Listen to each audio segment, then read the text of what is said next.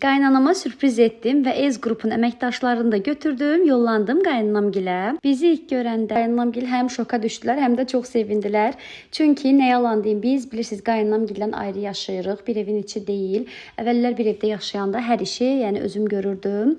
Sadəcə indi evlər ayrıdır. İstərsəməz mən nə qədər eləsəm də evin işini, gücünü atıb bütün gün orada təmizlik eləyə bilmirəm. Düzdür, gedəndə gücüm çatandan bacardığım qədər eləyirəm, amma yenə də dərin təmizliyə təbii ki də vaxtım olmur. Elə bu səbəbdən də Ez qrupun əməkdaşlarını götürdüm, yollandım qaynanamgilə ki, evlərini qəşəng dərindən təmizləsinlər.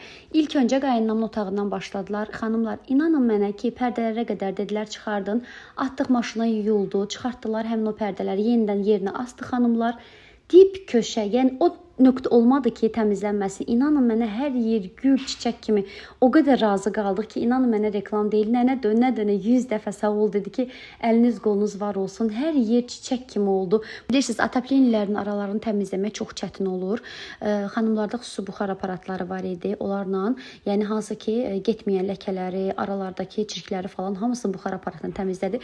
Daha nənə şandarmanı qoyubmuş, bilmirəm, o göstərmiş sizə qara rəngdə televizor altına. Ora nəsə yapışmışdı kley şəklində. Onu nə eləyirdisə biz o ləkəni apara bilmirdik. İnanın ki, nənə girən kimi birinci otaqda o ləkəyə baxdı. Gördü ki, xüsusi dərmanlarla, yəni buxar aparatı ilə o ləkəni gül çiçək kimi aparıblar. Kleyi idi, tökülmüşdü, ora getmirdi.